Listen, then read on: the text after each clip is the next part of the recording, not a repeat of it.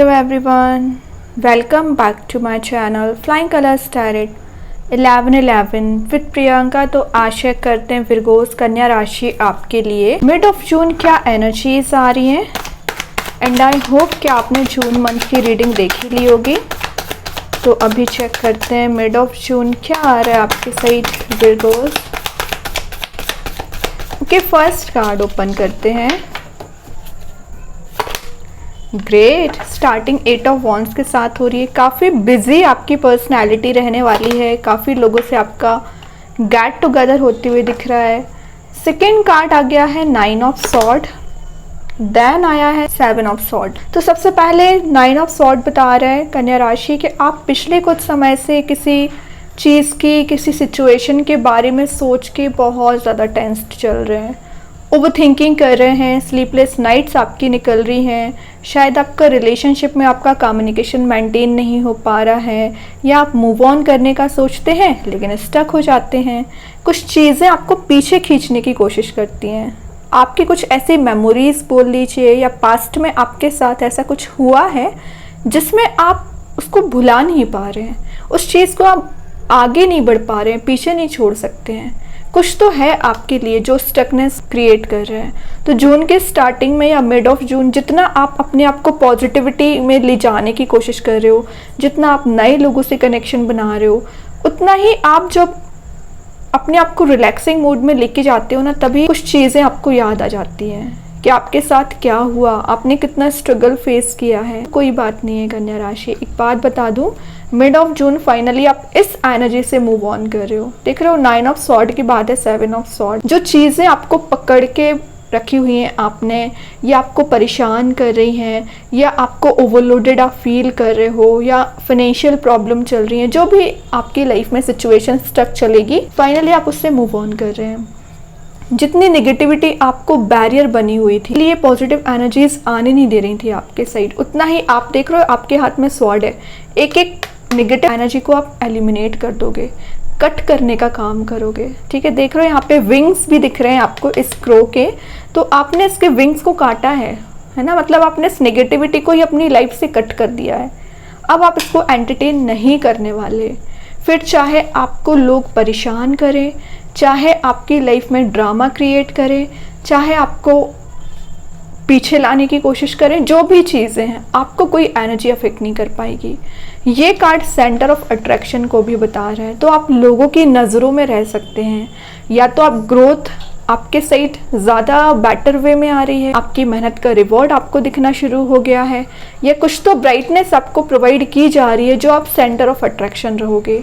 Means लोग थोड़ा सा ये कंफ्यूज हो सकते हैं कि आपने इतनी जल्दी इस एनर्जी से मूव ऑन कैसे कर लिया, और कैसे इस येलोइश एनर्जी को आप मैनिफेस्ट करने लगे।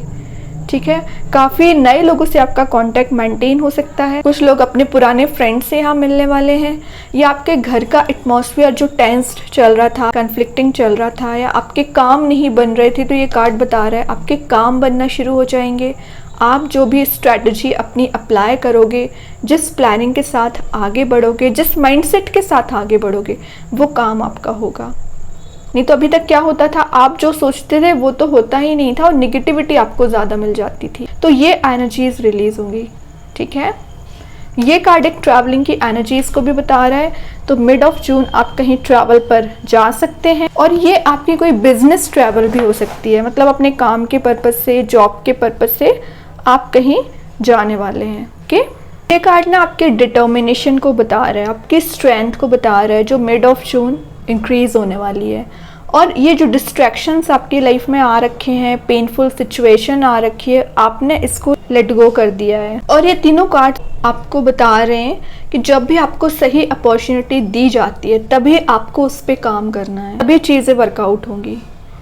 ठीक है, डिसीजन मेकिंग पावर आपकी स्ट्रांग रहेगी, और आपकी लाइफ से, रिलेशनशिप से जो लव, पैशन मिसिंग चल रहा था, रिगेन होगा। आप एक हॉलिडे वाली एनर्जी पे भी कहीं जा सकते हैं। ठीक है, थोड़ा सा ब्रेक लेने वाले हैं एग्जॉस्टिंग लाइफ से। अभी चेक करते हैं 8 ऑफ वॉन्ड्स को कौन सा कार्ड क्लैरिफाई कर रहा है।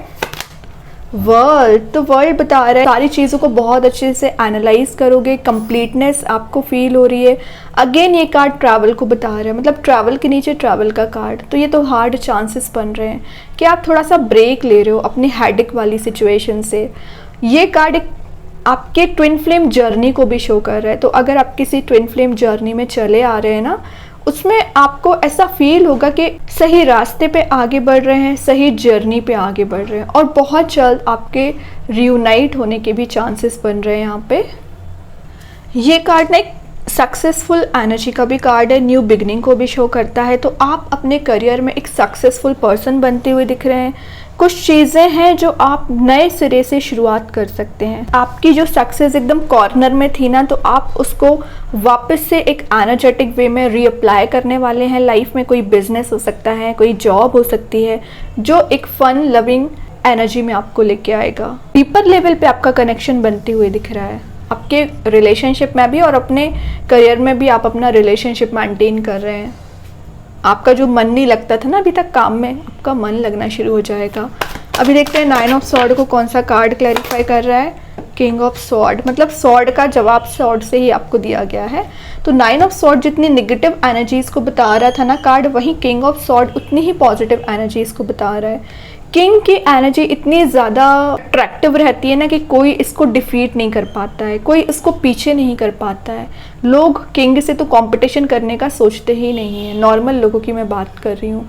वही आपकी एनर्जी दिख रही है, मतलब आपको स्ट्रगल्स ने निगेटिविटी में इतना स्ट्रॉन्ग बना दिया है ना, आपकी पर्सनैलिटी इतनी स्ट्रॉन्ग बना दी है कि निगेटिव एनर्जीज, निगेटिव लोग सिर्फ आपको दूर से ही देखने वाले हैं, कुछ नहीं कर पाएंगे आपकी सक्सेस को नोटिस करेंगे, आपको हाइट्स पे पहुंचता देखेंगे, आपके रिलेशनशिप में चेंजेस आ रहे हैं जो पॉजिटिव वे में, उसको देखेंगे बस दूर से ही, है ना। अब इनका इन्वॉल्वमेंट नहीं है आपकी लाइफ में, क्योंकि आप एक ट्रांसफॉर्मेशन वाली पीरियड में चलना शुरू कर दिए हैं। देख रहे हो वर्ल्ड के बाद आया ये कार्ड, तो एक जो साइकिल चली आ रही थी ना निगेटिविटी की, ये कंप्लीट होके पॉजिटिव शिफ्ट आ रहा है।